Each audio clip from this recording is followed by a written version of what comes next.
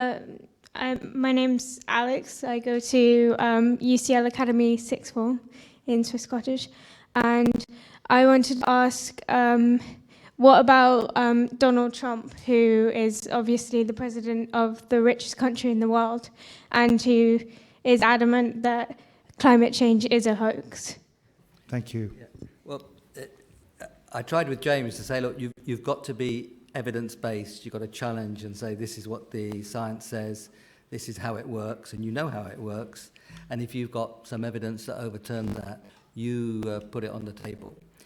But you can also draw his attention to the fact that there's United States, which has got California, where they have had strong environment policies for a very long time, and they've done very well, and they're really moving on this. You can point him to firms like Walmart and Google, which are fully committed to this story. So I say, well, I have to remind you, President Trump, there's a very large part, and a rather distinguished, educated, effective part of your country that's got this, and it's doing things that really matter. You will pass, they will not. Excellent question. Thank you very much, Nick. Thank you. And I'm going to invite Georgia Gould to now talk to us about what should Camden do to stop climate change. And she's going to start by telling us which school she went to, which secondary school. Yeah, so I went to Camden School for Girls, which is not too far from UCL Academy. And Camden School for Girls was set up by a woman called Frances Mary Buss, who was a suffragette and a pioneer in female education. It was one of the first free girls' schools, and it has a great kind of history of producing feminist and campaigning women. And I know a lot of Camden School for Girls students are marching today out of Westminster. So very proud of them.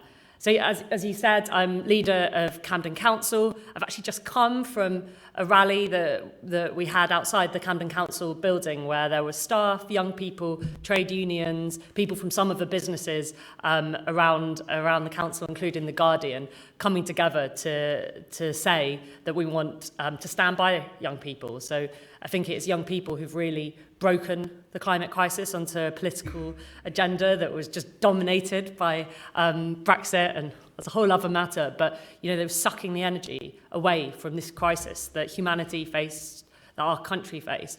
And young people, Greta, but young people in the UK came out and marched, stood up. And now it's getting huge political attention. There are millions of people marching around the globe today, and this is on the political agenda. And I am a politician, so I look forward to you putting pressure on me. But to James, I think if as a politician who is denying it, you should stand against them. You're not quite 18 yet, right? But as soon as you get to 18, you should put yourself forward, because we cannot have leaders now who are denying it. And we have young people who have a political voice, who have something to say, and you should stand for election, and you should mobilise and vote for people who are offering an alternative, and you have a huge amount of power to do that.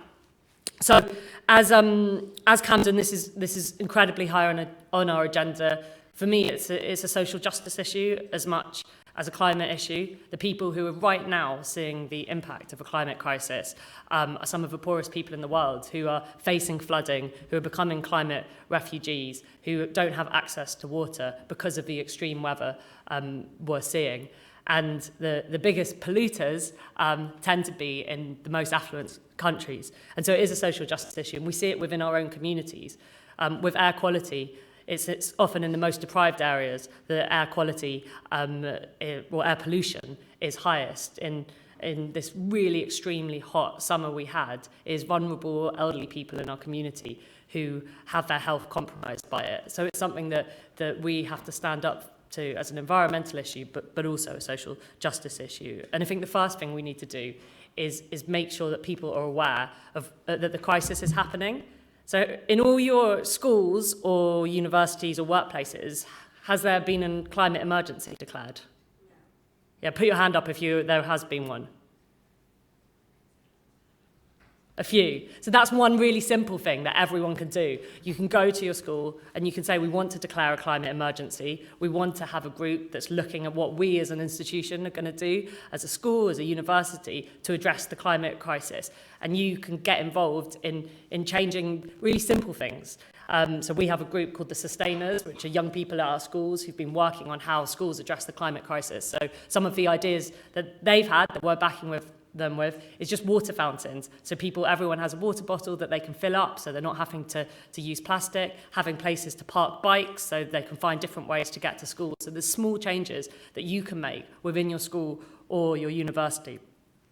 And one of the things that we've done recently as a council is start the first citizens' assembly in the UK. And a citizens' assembly is bringing people together from really different backgrounds to discuss an issue.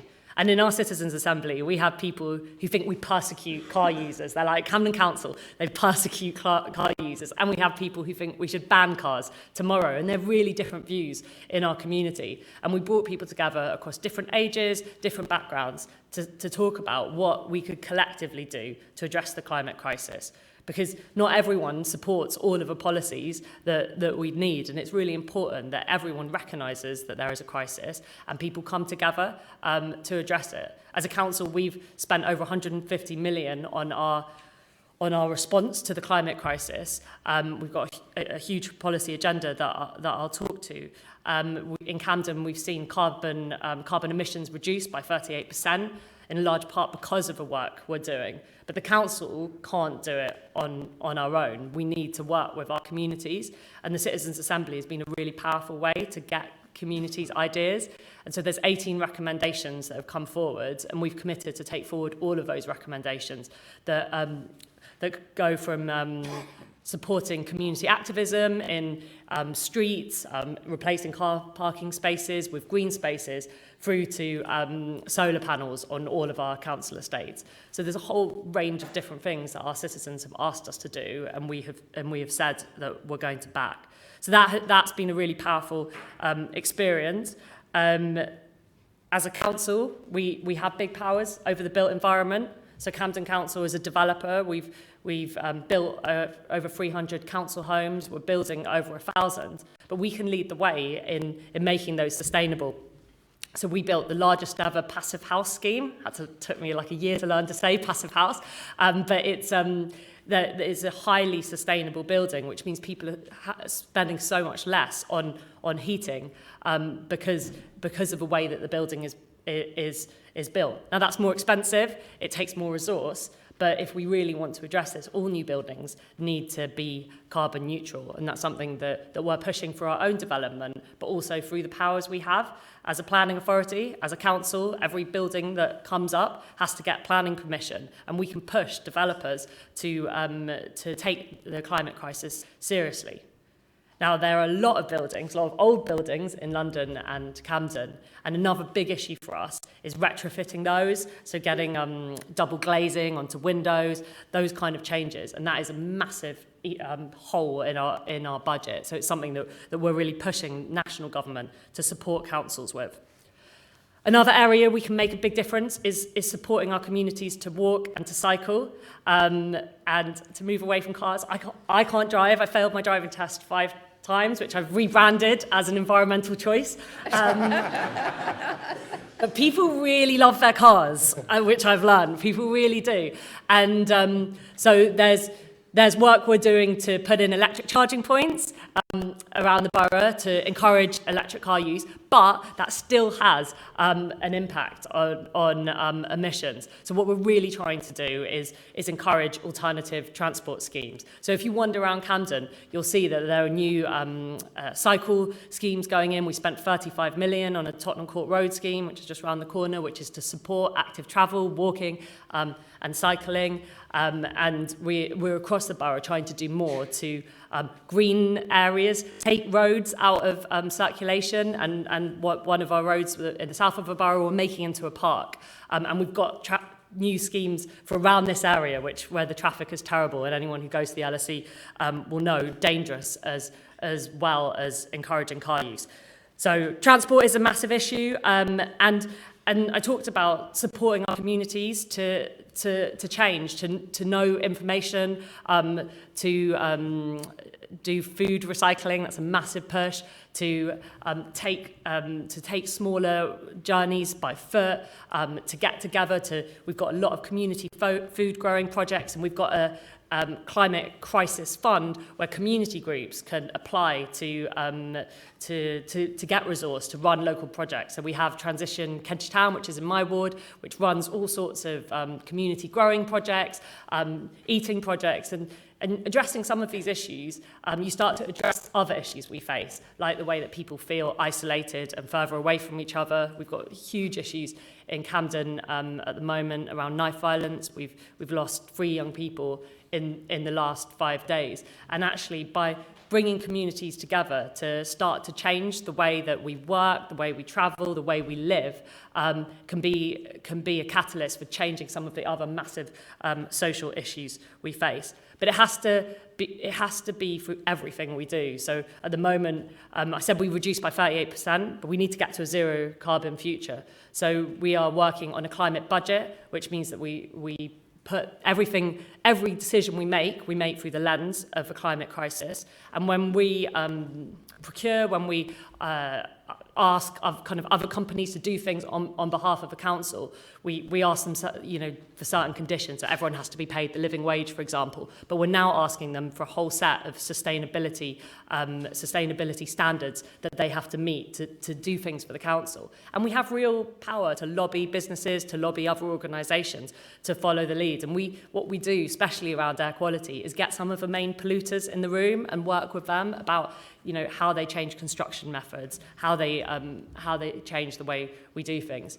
But I think I just finished by saying that the most powerful thing for me is when we have our communities standing up and pushing us to go further, because there are real trade-offs, and these aren't easy decisions. But what we need is really loud voices standing for office, protesting, coming to council meetings and pushing us to go further faster, but also pushing national government to really support this agenda.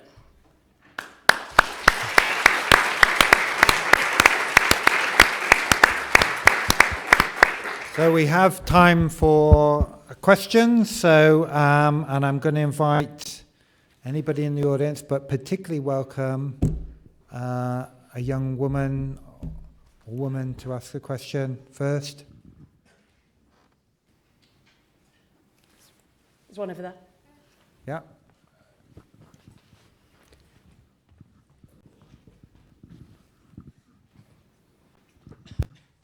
Hello, I'm Olivia and I'm from Bedales in Hampshire. And I was just wondering how you would address the growing eco-anxiety that is amongst a lot of climate activists at the moment. The growing what? Eco-anxiety, sort of, this very overwhelming situation. Yeah. How would you address that? Yeah, I think that's a really great question. I think that feeling of how overwhelming it is has could go 2 ways. Some people that just can't cope with it and they don't want to deal with a problem, and actually that's a massive issue, is just getting people to understand what's happening. Or a lot of especially the young people that we work with, or the activists, is it's incredibly stressful. I think part of what we're seeing as a society is that there is we know that we don't have much time, but we're not facing it, and you can feel that anxiety and stress, I think, within our communities. Look, I think it's all about local relationships and local action, because if you can have a local community that are doing things together, it can be really small. It can be planting trees, community growing, deciding to carpool trips, small actions that build up and feel that you're part of a broader movement. And I think that if you're part of a community where everyone is acting together, you start to feel some of that hope, because we have to, if the only messages are terrifying, then we can't, it's too hard for people to engage. So we have to find the action, we have to find the hope, we have to find the places that we come together. So I really, it's a global movement, but I really believe in local relationships and local action. Thank you. Anybody else got a question? The gentleman in the middle at the back.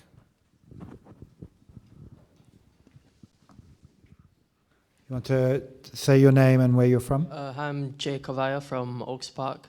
So you emphasized a lot about how this is a social issue within our community. Yeah. But do you think it's also a global social issue, and do you think that developing countries should also do their part, or do you think that they should receive help for contributing their part because they're not able to make as drastic changes as other more developed countries? Yeah, I absolutely agree with that. I think that the so much of the problem has been caused by developed nations, and that we do have a responsibility to those who are really on the front line of the impact of a climate crisis, but both a kind of moral obligation, but also an obligation in terms of that we cannot cope with the number of refugees that will be caused by the climate crisis. So it's something that we absolutely have to act on. So I think it's a really good point. I think it's something that's been the whole idea of aid to other countries has been attacked, but I think that actually it's fundamentally a justice issue. It's not about charity. It's about justice, and there are real injustices. And as other countries are saying, well, we want to grow, we want to provide jobs and opportunities, there needs to be support for those to be sustainable jobs and sustainable opportunities. That's why it's so depressing, and I think your question was so good, to see America step away from those global obligations as a massive polluter themselves. And I think that we stand with anyone, the citizens in the USA who are protesting and pushing, but we should do our bit to push our own government and within Europe to meet those social justice obligations. Thank you very much, Georgia. Thank you. And we're going to invite Anne Jones, who is the Vice Chair of the National Federation of Women's Institutes, who's going to tell us about what the Women's Institutes should be doing to stop climate change. Anne. Okay. Thank you very much. Do you want to start by telling us which secondary school you went to? Yes, I think my voice gives it away, really. I'm Welsh, so obviously I went to school in Wales, and I went to Gwendraeth Grammar School, and it's probably one of the last grammar schools that existed at that time. It's lovely to see some grammar schools coming back. A fantastic place for academia, but for me, it was more about sport, because Gwendraeth had this reputation of producing the best Welsh rugby players you could ever dream of. So, yeah, as a young girl, that really hit the spot for me. No, it was a good school. It was a good school. I've been introduced as being the vice chairman of NFWI, the National Organisation of Women's Institute, and I'm sure many of you have no idea what the WI is all about. But it is the largest women's organisation in the UK, and in England and Wales and the islands, we have about 220,000 members. Having said that, I think that each and every one of you, if you're 18, should be a member, and if you're female.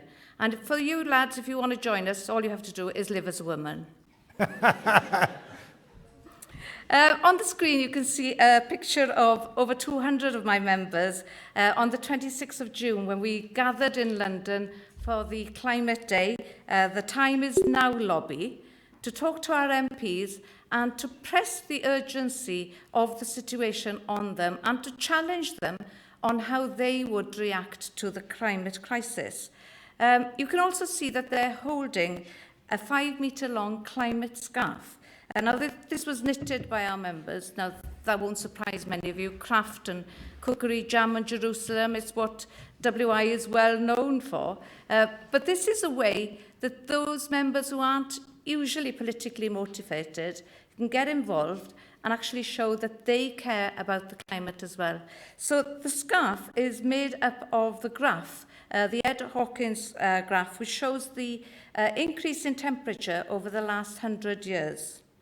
So we stand in solidarity with all of you young people here today and all over the world. I'm proud to say that although I'm here in London, within my own seaside town in Aberystwyth, there is also a gathering. Children are on strike, and also adults are joining in to support the whole movement and the raising of awareness of how urgent climate change is. We have a strong personal sense of urgency within the WI, and we've been taking action for a number of years to help the environment in our own homes and in our own communities. So I'll be talking with you about WI members, what they've achieved historically with our campaigns, and how WI members are change makers in their communities. And excitingly, our amazing network of climate ambassadors. Idyllic view, isn't it? This is the view from my kitchen window. And this is the view that I would like to preserve as well. My family life is centred around our farm in the foothills of the Camden Mountains in Llanddewi. I'm sure for some of you, more notorious because of Little Britain. Yeah, the only gay in the village. But I'm a sheep farmer, and like thousands of others across the country, we've been struck by the extremes that the British climate has thrown at us recently. Just a year and a half ago, we had the beast from the east, a cold snap during lambing, which was heartbreaking for us as farmers, seeing the lambs and the ewes suffer so much in that really awful, awful time. Then that was followed by the drought, which turned our wonderful green fields and hills into a red, barren land. So farmers have suddenly woken up and smelt the roses. They can see that this is an issue as well.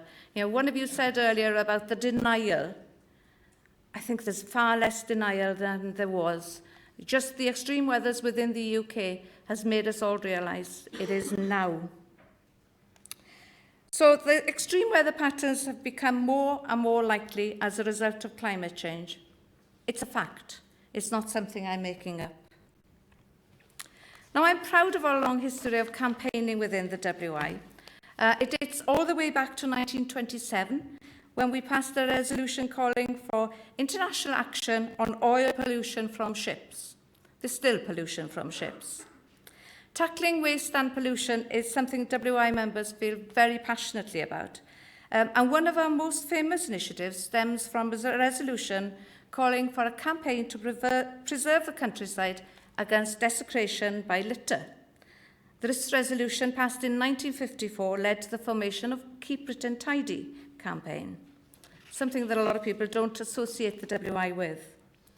But more recently, in 26, WI members took their concerns about excess packaging to supermarkets, and this was something where we got members mobile. You know, there's nothing like mobility of members, young people, to actually see change. And handing back all that excess packaging to supermarkets made them think more about their packaging. I think it's time probably that we did it again. In 2009, members got involved in what was probably one of our most successful and passionate campaign, which was around the honeybees and pollinators in general. And we joined up with Friends of the Earth and had a really successful campaign, and we persuaded the government to introduce a bee action plan.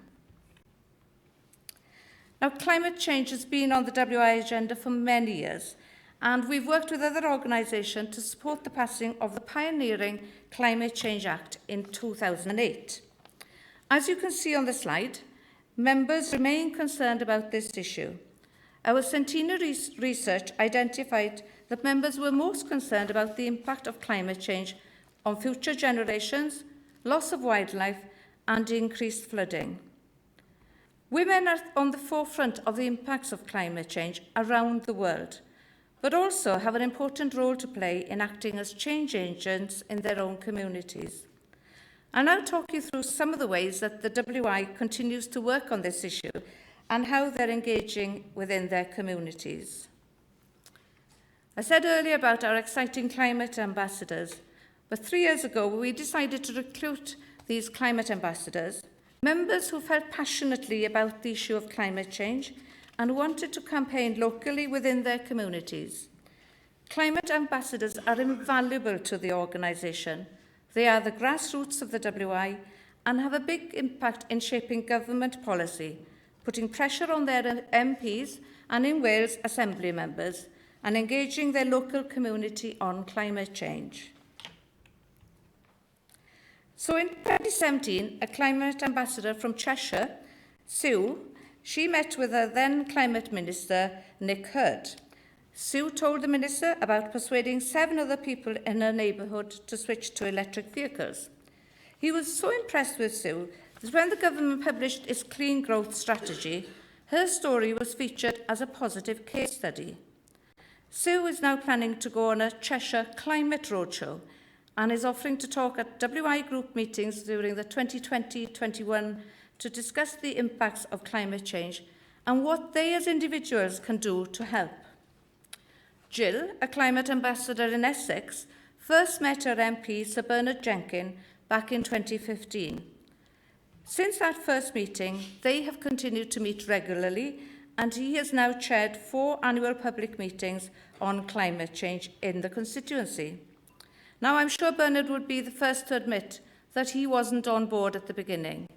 But since that time, he has written to government ministers to pass on the concerns that emerged from those meetings. He's written an op-ed with the Labour MP Alex Sobel about the importance of wanting a green future for our children, and joined the Conservative Environment Network. We can make a difference when we talk to our MPs.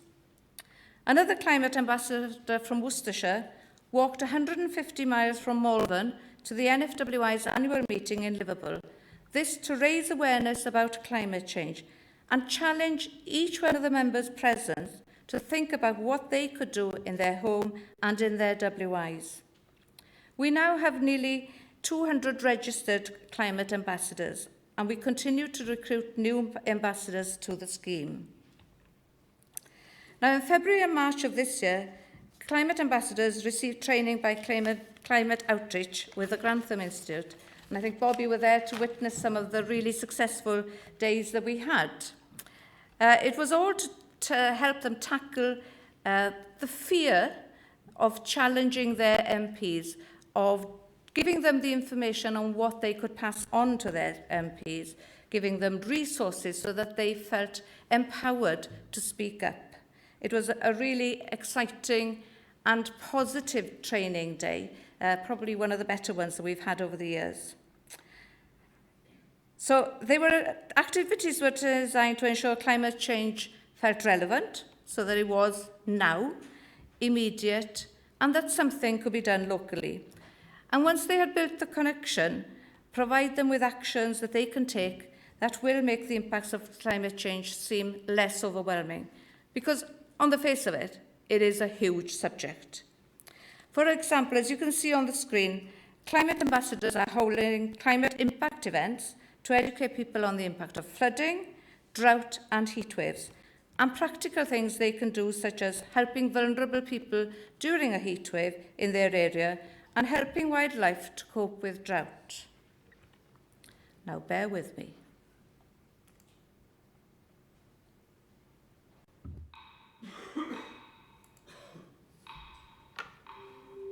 I feel very passionately about climate change. I've got 4 daughters, and I worry about what the world will be like for their children if we don't do something today. We need to do something now. The time is now. We have to make a difference. It's about all our futures. It's about my future, my children's future, my grandchildren's future. The earth is sending out alarm signals to all of us.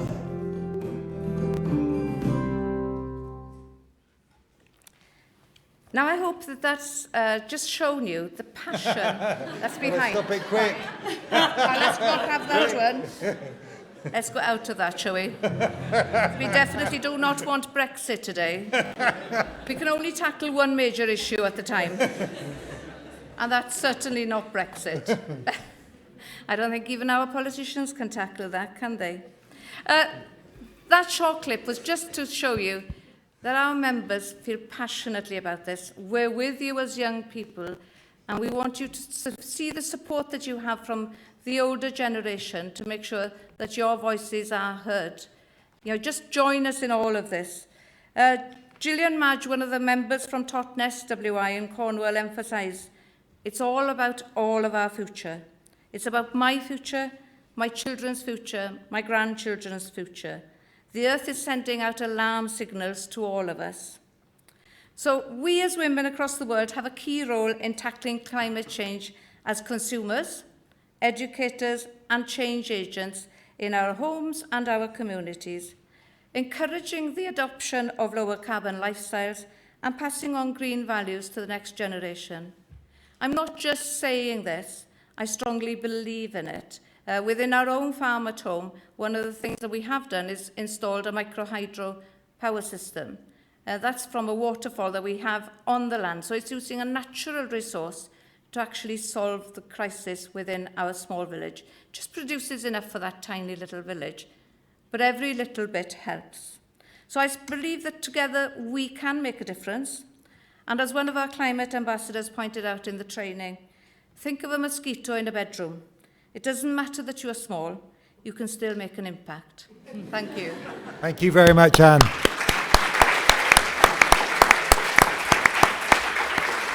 So we have time for some questions. So hands up if you want to ask a question, and in particular, young women. Lady at the front here.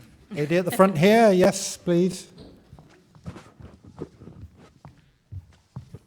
Just right in the front row here in the middle. If you'd like to say who you are and where you're from. Hi, my name is Anjali and I come from UCL Academy. I wanted to ask, how come there isn't a group for boys? I mean, it's great that you're having women getting involved, but as it's a global thing, shouldn't there be also a boys group? Yeah, I see no problem in boys setting up their own organisations. And there are organisations like the Men's Sheds, the Rotary groups. There are lots of organisations out there for men. Organisations involved with their work, like the Farmers Union or any other organisation with their employment.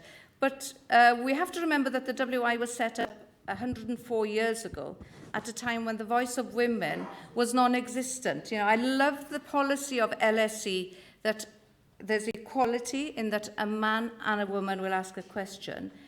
So the WI has come a long way in making sure that that voice is equal, and I applaud organisations like the LSE for doing it. But there's a room for a men's organisation, and I challenge you in the room today, go on, start one. Okay, boys, she set out the challenge, but we won't get into that now. Anybody else want to ask a question, male or female? At the back there, on left. Yep. Say who you are and where you're from. My name's Ben. I work for a charity called Climate Ed, which delivers workshops in schools about climate change. I've got a question for the panel, but also to any of the young people in the audience, and that's about people's feelings about flying, because for most individuals, flying constitutes the biggest fraction of our individual carbon footprint. Until recently, people just felt flying was just a natural thing. The world was our oyster. We could just fly wherever we wanted, whenever we wanted. Do young people have a different outlook now, and do they feel that flying is morally dubious and the world isn't simply just available to visit whenever we want? Very good. Anne, do you want to have first? Yeah, I'll have first pass at it. We are part of the world. We are a global organisation. The WI is part of ACWW, Associated Country Women of the World. And to just put a ban on flying full stop would isolate Britain from the rest of the world.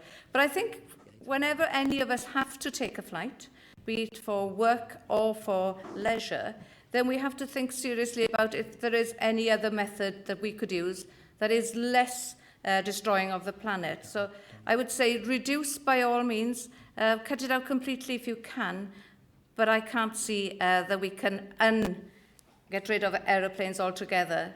But hopefully we will have technology and science on our side, which will make them less environmentally damaging, which is probably the future.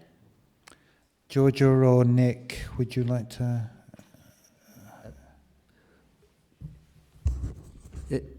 Three things, really. One is that people should pay for the carbon that they use, and we should have a proper carbon tax which would affect the price of air transport, and reduce the amount. The second is to run it much more efficiently, and run full aeroplanes, make sure that air traffic control systems work so you don't waste.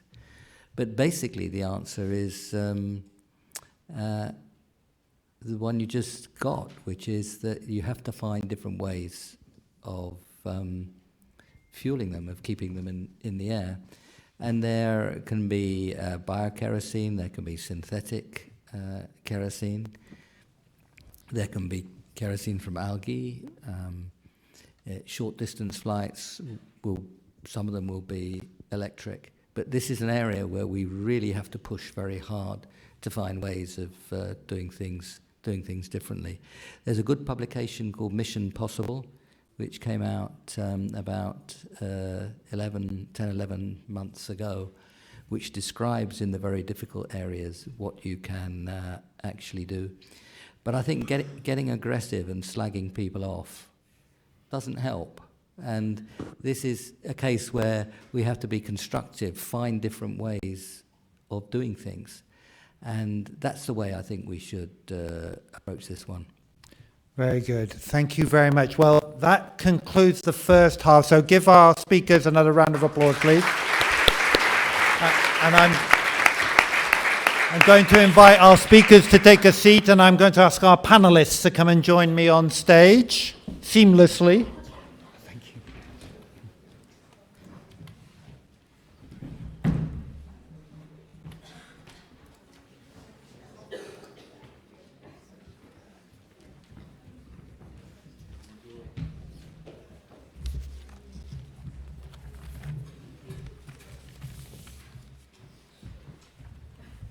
Excellent. Thank you very much. Okay, let me very briefly introduce our excellent panel. On my immediate right is Victoria Hands, who used to be here at LSE, but is now a representative of an organisation called the EAUC, which is the Alliance for Sustainability Leadership in Education.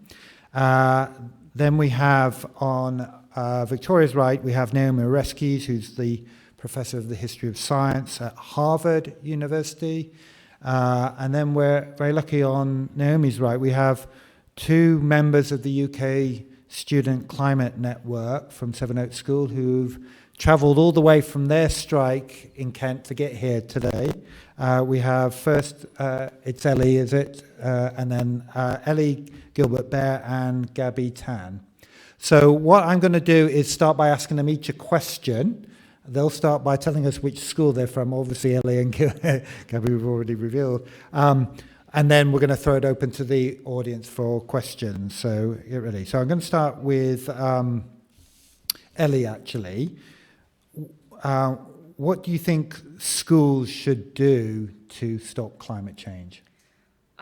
I think that there are two fights that schools really should be fighting, and one is the fight against climate change, and two is the fight for climate justice. So in terms of fighting climate change, I know that Eco-Schools provides a really, really great framework for schools to create concrete change within their institutions. It's designed to be a student-led initiative, so it starts with creating an eco-committee of people from all years in their school. So ways schools can help start this is just by reaching out to students and making sure students feel encouraged to pursue initiatives that they're really passionate about. Another thing I think they can do is about education and accessibility. So things as simple as creating posters to show students what they can recycle, what they can't, small things they can do in their life so that people can easily see changes they can make, but also getting into the fight for proper classroom education. So the national curriculum does not actually require comprehensive climate education in the UK. And the only way it would be in the national curriculum is if you choose to take geography at GCSE level, which many people don't. And so if schools can get involved in that fight to work with educators and other institutions to get that into the curriculum, that this way more schools who don't have, let's say, the same amount of knowledge about the climate can then have resources to really teach their students about this. And in terms of climate justice, I think that really schools should be supporting school strikers. So what is climate justice? It is making a fair and just transition into a green future. And regarding this, we understand that not all schools have the resources to, make drastic changes to their schools because it requires a lot of time and a lot of money. And so by encouraging their students to strike, whether that be just not punishing them, making it more accessible, or by actually helping them strike, they could be a part of a bigger movement in which they, are creating big change at a government level. Because if you look at who's producing these fossil fuels, you see that 100 companies worldwide produce 71% of global emissions, which shows that there's a clear systemic issue here. And so by encouraging students to take part, they can tackle this issue by things as simple as even just helping them catch up with work they're missing. Because most students don't want to miss school, they think it's the only way they can be heard.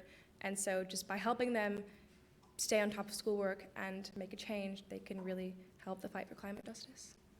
Thank you very much, Ellie. And what about schools setting targets for getting to net zero? Has Sevenoaks set a target, or what do you think of that as an idea? Sevenoaks is relatively new in terms of setting up eco-committees and working towards sustainability. I think that if it's possible for schools, it would be amazing if they could set these kind of targets and if they can also work with local councils on this. I know that schools who are more international or I guess better funded, who take some school trips, one option for them is to look into carbon offsets to, so that they're not polluting things in terms of flying or even riding the train. And so I definitely agree that if they have the resources, that's a very positive thing to do. Excellent. Thank you very much, Ellie. So, Gabby, what do you think students should be doing to stop climate change? Okay, so first of all, I'm going to start by saying I think it's actually kind of sad that it's come down to the need for students to help tackle the climate crisis because of the prolonged inaction of those in power. So quite frankly, I think we've been failed by our system that drives destruction. And while we should ideally be focusing on enjoying and making the most of our childhood years, our future looks frighteningly uncertain, and many of us spend hours organizing at meetings and campaigning because we're desperate to be heard. But then again, I think every revolution needs a symbol, and so at the same time, I'm kind of glad that this is our movement, because I think the youth have especially powerful voices as we've grown up in a world plagued by the consequences of climate change, and we'll see the change that we need because we are very much a force to be reckoned with. So I think one thing students can do is join the Strike for Climate movement in their local areas. So as said before, Ellie and I just came straight from the Sevenoaks base strike, where we made specific demands for our local councils, including declaring a climate emergency and making climate action a priority, as well as forming a binding citizens' assembly that will incorporate all points of view and people of all backgrounds in the conversations about the climate crisis. Because most of us are not able to vote right now, and we've tried other things like letter writing and petitioning to no avail, I think striking is our best way to be heard right now. And I guess because it's a lot harder for the governments to ignore the problem when we sacrifice our education, take our fight to the streets, and bring out the largest climate mobilization in history as we're doing today. So even if striking is not an option for you, your voice is as important as ever, and we still need you to act in solidarity by helping us spread our demands as far and wide as possible, whether that's through social media or calling your local reps. So tomorrow I'll be joining 400 other young climate leaders at the first ever Youth Climate Summit to engage with global leaders about climate solutions. So hopefully we'll be able to convince them to commit to bolder actions, and a pivotal moment in our progress towards a viable future will be made. However, it can't just stop at striking, so I think persistence is really key, and students should also learn about the ways climate change is and will impact their own communities, as well as the countries who are facing the brunt of climate change, yet contributing very little to the problem. So, and knowing exactly what you're fighting for and fighting against will only make our movement stronger. So keep engaging with your local politicians and never ever let them forget how important a viable, safe, and just future is to us all. So, and while collective action and drastic systemic change is ultimately what we need, I think making lifestyle changes that are accessible to you and convincing others around you to do the same is also important and shouldn't be overlooked. From like cutting your meat intake to decarbonizing your commute to work, or consuming, as well as urging your parents who can vote to vote wisely, then I think we are empowered as the largest generation to pressure governments and businesses into changing before laws and agreements force them to, and it is indeed too late. So finally, I think it is also really easy for us to read the news and feel super overwhelmed by the horrors of the climate crisis. But I think it's also important for us as students to try our best not to be consumed or get lost in worrying about what we may not necessarily be able to control, and instead focus on the great things being done and the great things we can do. So for example, the ways we can come together, the noise we will make, and the future we will create as a really powerful movement. So all in all, I think students should speak up and add their voices to the youth climate movement whenever they can, and continue to pressure their local and national governments into acting, learn about the reality of the crisis, and just never ever give up, because we can and will secure the future we deserve, I think. Yeah. Excellent. Thank you very much, Gabby. Thank you very much indeed, Gabby. So I'm going to turn to Victoria next and ask her, first of all, to tell us what school she went to, secondary school, and then to answer the question, what should universities do to stop climate change? Thanks, Bob. So I went to a secondary comprehensive in Surrey, which has now merged with 3 other local schools. And I actually was privileged enough to read my doctorate here at the London School of Economics. So I really encourage any young people here to apply. The LSE has really inspired and empowered me.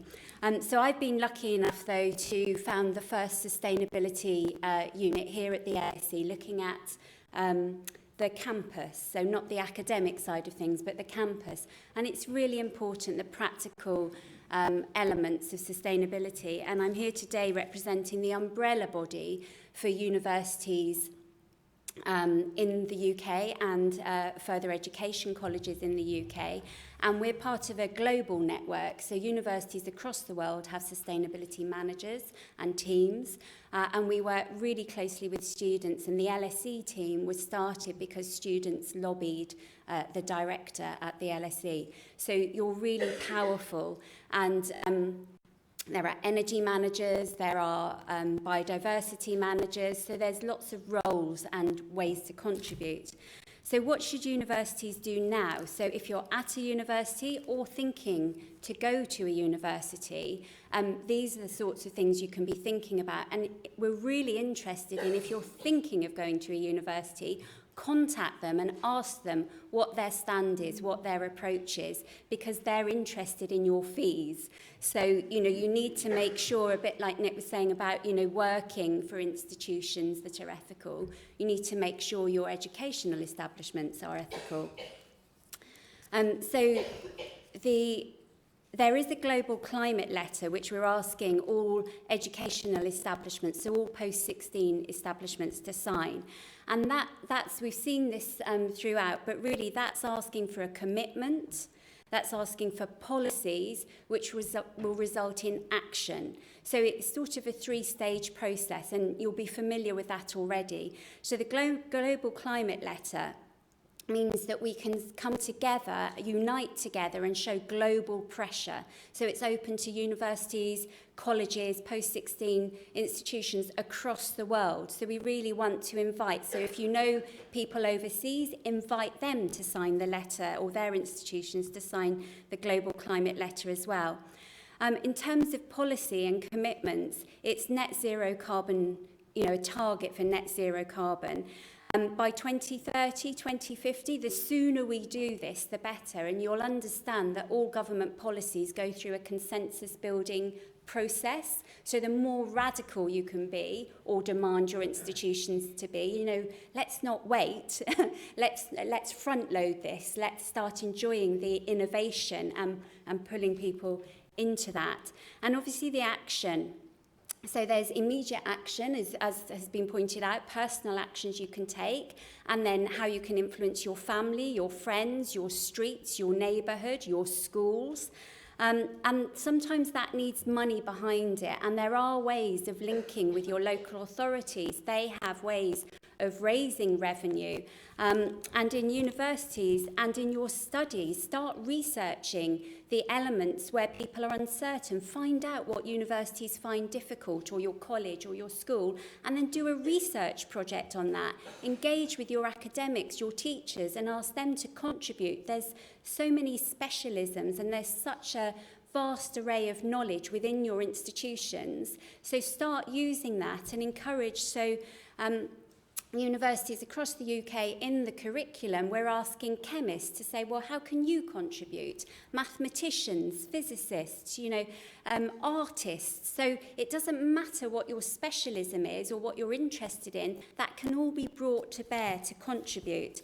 So some of the projects, if I just name them, but the workplace parking levy is a way for local authorities to encourage to put a charge on car park spaces, but that generates a revenue, and Nottingham has done this and generated millions of pounds over the last 5 years, which is to invest then in sustainable transport and infrastructure and active travel. Zero carbon homes, we heard Georgia earlier talk about, what's happening in Camden. So there's lots of ways that, so even if your institution can't access funds, you can link with and support other institutions to access funds. And funding is often what you'll find is the first, sorry, we can't do that. But there are innovative ways you can get around that. So that's sort of the global climate letter and some of the actions. And you've mentioned, I'm really pleased to have heard mentioned several times, but citizen assemblies, this must be the way forward. This is about everybody having an equal voice and a shared commitment. So experiment with that and perhaps have a think, we might not be all as skilled in collaboration. So it's a learning experience. And the Wellbeing of Future Generations Act, which is an act in Wales, which applies to Wales, 3 million inhabitants there, has 5 ways of working, which we all need to start engaging with. So thinking in the long term, we have the science, but when we make a purchase, are we thinking about weeks or months or years? How many times do we wear our clothes? So thinking long term, involving the diversity of interests, collaborating, integrating all the knowledge across different areas, and really ensuring that we're preventing problems, so we stop doing things which are causing problems. So you can find out more about those 5 ways of working, but you might be able to do a research project on those or hook into those. But remember, we are all learning. We might not get things right the first time, but it's not about polarising the goodies and the baddies. It's about collaborating together and being interested and learning together. And then we also, as part of that sort of citizens' assembly, linking staff and students, local authorities, public sector bodies, private sector, corporates together, it's really focusing on innovation, because whilst the threat is grave and severe and we must take urgent action, I personally don't get inspired. I get quite upset by that. So let's focus on the innovation that is required, that we can all bring our unique gifts and skills together to innovate, to leave a positive legacy. So we really want to mobilise your personal resources, your political resources, your institutional resources, and unite together. So currently, that global climate letter has 144 institutions signed up, representing 2.5 million students, and 43 international networks representing over 8,000 institutions. They might be your institution, so let's talk about that and let's communicate about that. So if you get an opportunity, share the information. That's something else that you can be doing. So we've heard a lot today, lots of stimulating things, but your voice is important. Now, you might not ever know the results of the letters you write or the questions you ask, but it doesn't have to have your name on it. So if I can just encourage you, you have no idea what a conversation on the train or the tube might bring to somebody else's world or influence. So we would just encourage you to keep this topic live as often as you can. So the Alliance, the EAUC, is putting together a climate emergency framework which we'll be sharing with universities, colleges and post-16 establishments across the country, and we would love your input into that. We've heard, a lot about solidarity and uniting together, but, I'm so in admiration of the youth who are going on strike, and we really want to, we've been working for decades in the sector, sort of pushing water up a hill is sometimes how it feels. So many people in the sector are so excited at this new wave of energy, and we really want to provide all the resources to you. If your institution is a member, every student in the institution has access to those and can shape those resources. So please find out more about the EAUC, the Environmental Association of Universities and Colleges, and approach your lecturers and academics because they're so willing and so inspirational to support you. Thank you very much, Victoria. And I'm happy to say that Manish Shafiq, the director of LSE, last night announced that LSE has set itself a target of getting to net zero emissions by 2050. Now, that means all our emissions. We already have 100% green energy, but it also means we will have to get rid of all the emissions embodied in everything we do right across the campus, including transport to and from work.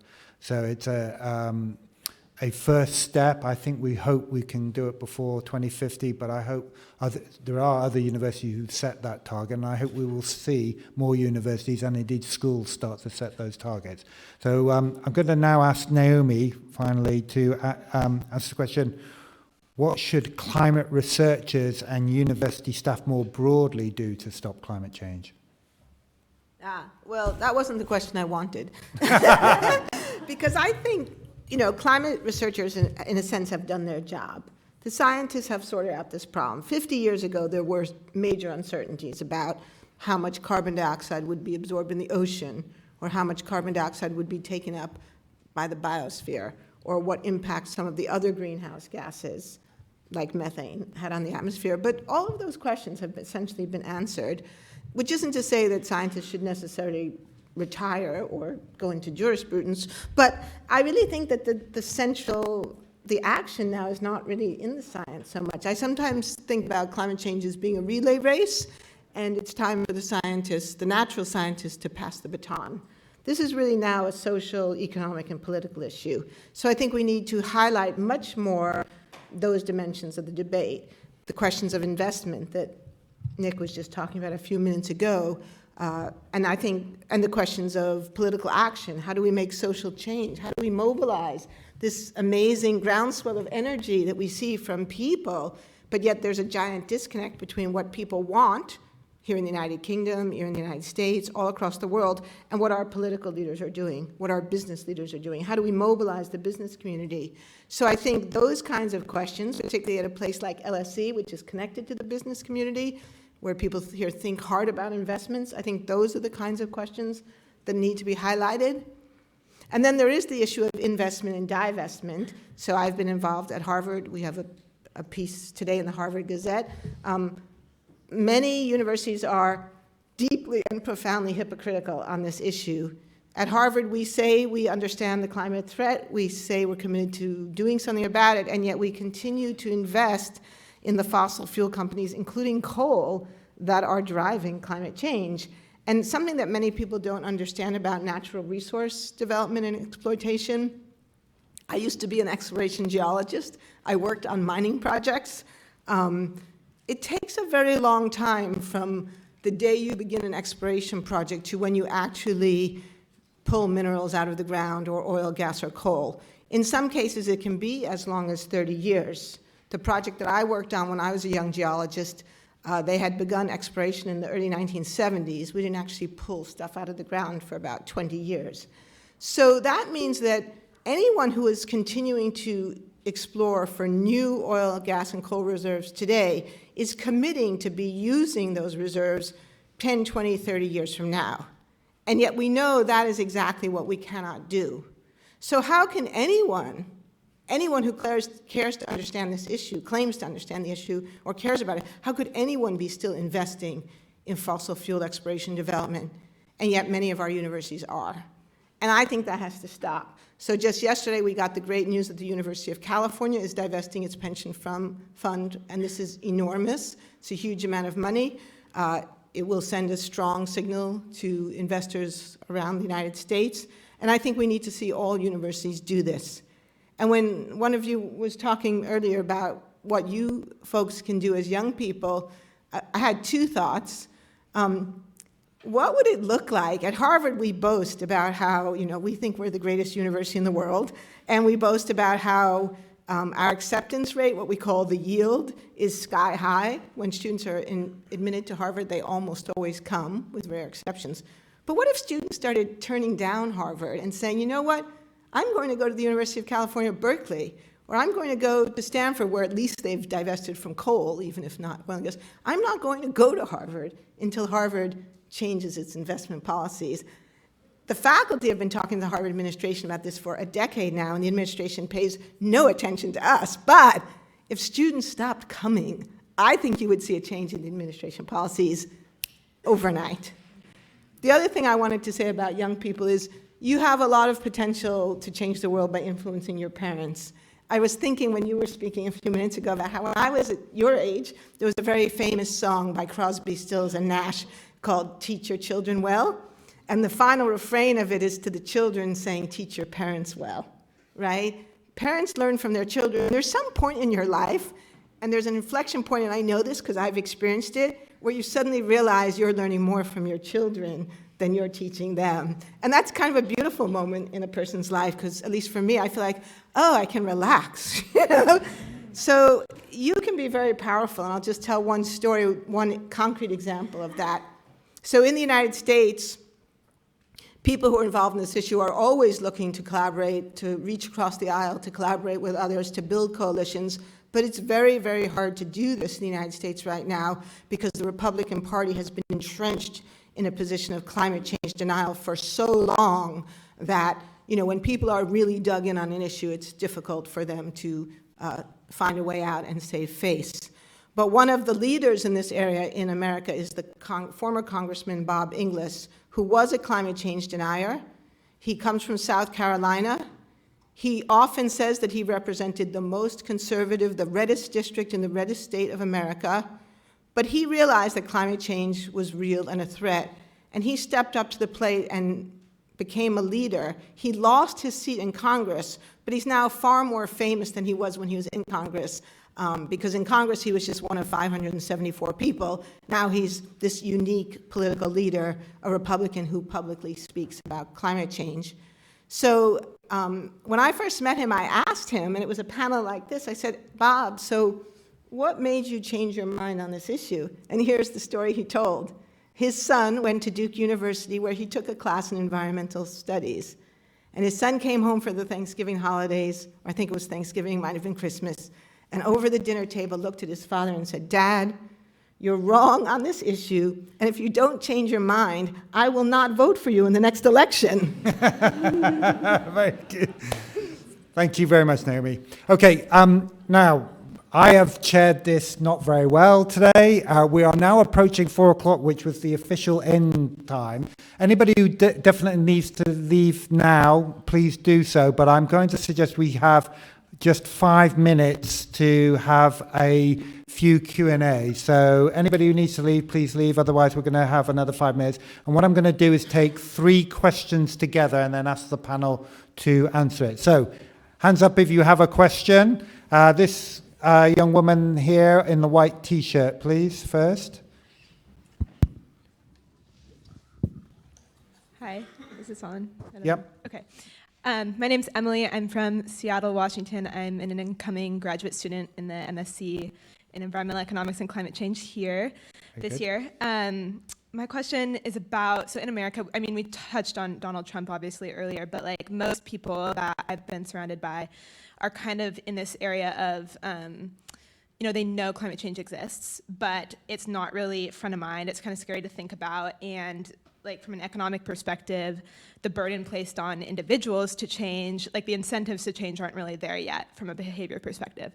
And so I'm just curious, I guess this question is kind of directed at Victoria, but obviously anybody can answer, is when we're having, like, people in this room obviously understand the issue very well, but like when we're having conversations with our peers that maybe are in, you know, what I described, how do you approach that without making people feel like ostracized and, I don't know, totally out of it? Okay, so good. Another question? Down here in the middle. Thank you. Hi, Sue Holmes. I'm from Australia. I used to be an economist working for the Australian government. I'm now an activist working with Get Up. My question is, sometimes governments don't listen, and clearly, especially in Australia, they're not on climate change. And some issues, suffragettes, Gandhi, civil rights, arguing well, even turning out massive numbers was not enough. It ended up being non-violent, disruptive demonstrations. And I guess Extinction Rebellion is the face of that today. So my question would be, can we just go on being reasonable, and do we have to be more disruptive? Very good. And one final question. Anybody got a question they want to ask? Let's have a man for a change here. Come on. Thank you very much. Hello, my name is Daniel. I'm from the Czech Republic, but I study here at University College London. And my question would be leading towards like the change in behavior of people or perception of changes in the environmental policies. For example, in Czech Republic, I see that many companies are trying to make a change, and there are like marketing loads about and talking about all the differences they are doing in the firms. But I see that the public perceives it as just like a false marketing, that they don't think that the intentions of the companies are actually the good intentions. They just think that they want more marketing and being seen as good, but they don't think that they actually are good. How would you approach this change in behavior of people so that they can perceive it, the good actions, as actually good actions, not just marketing? Very good. Okay.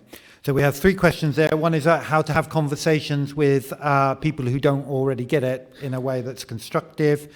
We to get change. Should we carry on being reasonable, or do we need to go beyond that? And then finally, what should companies do to convince people that it's not just greenwash if they're acting on climate change? Okay. I'm going to invite each one of the panelists in turn to answer any of the questions succinctly, but not all of them, preferably. So let's start with Victoria, then Naomi, Ellie, and then Gabby gets the final word.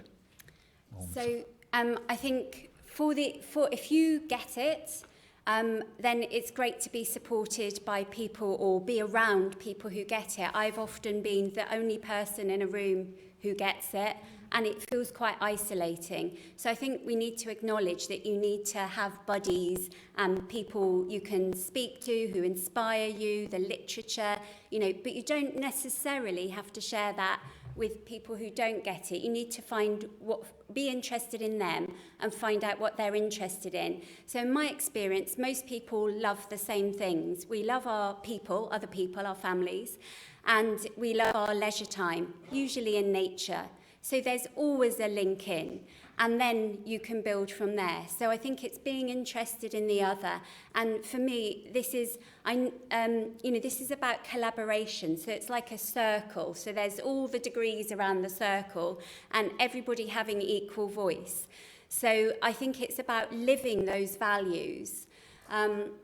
And I often get inspired by Indigenous communities and Indigenous peoples, and hearing, people really staying true to their voice, even though their communities are flattened, destructive. And I was really lucky to meet some chiefs from America, from what is now Richmond, Virginia. And those chiefs now have been granted recognition of their chief status. So they should really be treated like royalty, like the British royalty. But they didn't require any of that. And I asked them, how could they be so, well, forgiving, really? And they said they're just not interested in the past. They're interested in the well-being of all peoples and all, nature. The well-being of our planet. So, that sustains me to have conversations with people who don't get it, and I think that's really important. The Climate Psychology Alliance, this sort of touches on the other questions, is really taking off here in the UK. So that's where psychologists have noticed that youth anxiety, or youth in particular, but anxiety around these big issues which don't feel that's the system we can't change. It's acknowledging that. So I think the Climate Psychology Alliance, the CPA, is a good website to look at for quite radical writing that really makes you feel that you're, you got it. And then I think Nick has always inspired me with this, but it's about positive futures. This is a really exciting time. We don't want fossil fuel driving our economy anymore, but what could be possible instead? So this is about capturing your ideas and new technologies, so innovation, and I think lots of people can engage on that. What would you like the future to look like, and how would you like it to feel for you, for your families? So hopefully that sort of touches on those. Thank you very much, Victoria. Naomi. Yeah, I'd like to build on the comment about shared values and also say something about being reasonable. So I think this idea of finding common values, especially for many people in leisure, recreation, outdoor life, is hugely important. I'm on the board of a nonprofit, which is a little bit of a different kind of environmental group. It's called Protect Our Winters, and we organize to mobilize the outdoor sports community, particularly the ski and snowboard industry and athletes from these sports, to become ambassadors on climate change, a bit like the Women's Institutes. These young people, because the athletes are all young, have been incredibly powerful. Students love them. They're celebrities. We send them to schools and the kids are just gaga. Someone who's won an Olympic medal or someone who has skied down Mount Everest. These people are amazing, and many of them were not at all politically active before. Our demographic is very young, much younger than most environmental groups, and we come together over this shared passion, and our motto is turning passion into purpose. And we have found we have reached many people who had not previously been engaged in this issue by tapping into that shared value of love of nature, love of the outdoors, and just the sheer fun, the beauty of skiing or snowboarding or just being out in the woods. And we've now mobilized trail runners as well. We've got rock climbers, mountaineers. And this has been a very powerful message. So if you're interested in outdoor sports, you should join us, Protect Our Winters. It's only $5 to join. Or think about other organizations like that, like the Women's Institute, that might not be traditionally thought of as an environmental group, but yet in which people have shared values where they can work together and be powerful. And just one other thing about that, you guys gave me an idea for something we might do together. So I know one obstacle that many schools have to reducing their emissions is that there's no funding, particularly if you're a government school, to say put up solar panels. In my organization, one of the problems we have is that our athletes travel like crazy, and they have to travel for their sports. They cannot do their sport. They cannot compete on the World Cup if they don't travel. So we've had this big discussion about offsets and the whole problem of verification of offsets. But what if we formed a partnership where our athletes help to pay for solar panels on your schools? And wouldn't that be fun? And we could advertise it, and maybe you could even Skype in with some of our athletes. So think about it, and maybe we could follow up. I think that could be a really great win-win, because our athletes are very worried about this issue. Just quickly on the reasonableness issue, I don't want to be quoted in public as saying that I want you or anyone else to be unreasonable. But what I will say is I want you to be unrealistic. I once gave a commencement address that was entitled, "Don't Be Realistic." Because so many times when we think about social change, when we think about a vision of a green future with walkable cities, people will say to us, "Oh, that's not realistic." And I can't think of how many times in my life people have said that to me. And our athletes often say that. I just was in Washington last week with Caroline Gleich, who skied down Mount Everest last climbing season, climbed up and skied down. And she told the story of how when she was a child growing up, a girl, and a very small girl, she's about 5 feet tall now, she said she wanted to be a mountaineer, and people said, oh, that's that's ridiculous, be realistic, become a nurse, right? So all of the great people in the world who have done amazing, important things, whether it's Gandhi or Edmund Hillary or whoever it is, they're all people who refuse to be realistic. And I think that would be my key message. And how you figure out what the intervention is, it could be civil disobedience, but it could be striking. And that's just one last thing I want to say. My grandmother was a union organizer. She came to America as an immigrant. She never went to university. And now I'm a Harvard professor. And how did that happen?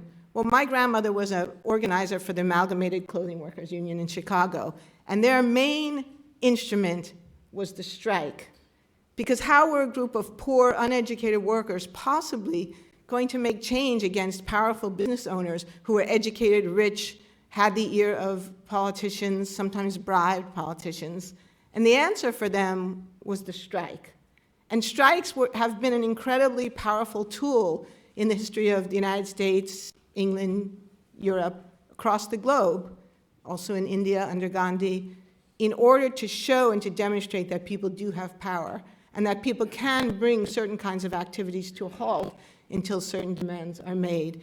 And they can be completely law-abiding, they can and should be nonviolent, but a nonviolent act of striking can be very powerful. So to me, it's very exciting that young people are striking, and I encourage you to continue to do so.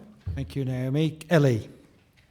I wanted to build on the disruption point. I think that definitely we don't want to be violent. I think that violence is one thing that we never want to turn to, especially because we want to be involving as many people as possible. We don't want to be hurting people in our aim to save people. I think as someone who has done activism, it's really difficult to find the line on how disruptive you should be, because you have to make that balance between disrupting people's lives but also getting them on your side. And so when that line crosses into your, making people feel isolated from your movement, it is really harmful, because obviously we want a diverse set of opinions, but also we want to be involving people into the movement, because in the end we're fighting for everyone. And so I agree that we should not be realistic, definitely. And I also agree that we need to disrupt to an extent, but I don't think we should take it too far to the point where we isolate people or we cause any damage on people in the long term. And to touch on the point about companies and trying to take steps towards sustainability, I think it's hard, as often media is not very honest, and obviously companies have the incentive to portray themselves in the best light possible. So it's very difficult for individuals to trust companies when they say they're doing all these great things. You look at H&M, for example. They are a well-known fast fashion company who have now created a sustainable line. I agree that this is a great step forward, but when they brand everything as sustainable, they are missing a huge part of their background, which is fast fashion, which can cause worker exploitation and environmental issues. And so, though I agree we should be encouraging companies to do these sustainable acts and that we should believe that they are doing them, I don't think it's necessarily a negative thing when people hold them accountable for things they're not doing or take what they say with a grain of salt. Excellent. Thank you, Ellie. And Gabby. Okay, so I think I'm going to try answer the first question. So personally, I've come across lots of people who kind of understand that climate change is happening, but refuse to do anything to act. So that goes from anywhere from my friends to people who manage to find my Twitter account with only 30 followers. But anyway, so make the plug for your Twitter handle now. It's Gab Strikes Again. So you just doubled your followers. Anyway, but I found the best way for us to overcome that is to present them with examples, facts, pictures of what our future is going to be like and how that's going to affect their lives and the things they love, and then they get on board pretty quickly. And then building on kind of what Ellie said, I think it's really important not to forget what we're fighting for as well, which is to a just and sustainable and viable future for everyone. And so rather than drawing a divide between people who act and people who don't, It's important to incorporate everyone's voices and like all strive toward a system where people are free to make like any decisions they want about the way they consume and the way they vote, and so building a system that includes everyone is important as well. Excellent. Thank you very much indeed. My apologies, we've overrun, but I'd like you to join me in thanking Gabby, Ellie, Naomi, Victoria, Nick, Anne, and Georgia.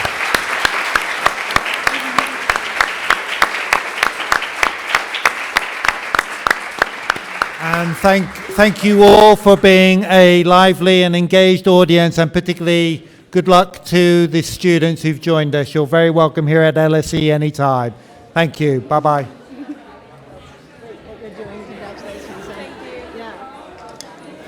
Seriously, I mean, if you know of a school that might be interested in trying to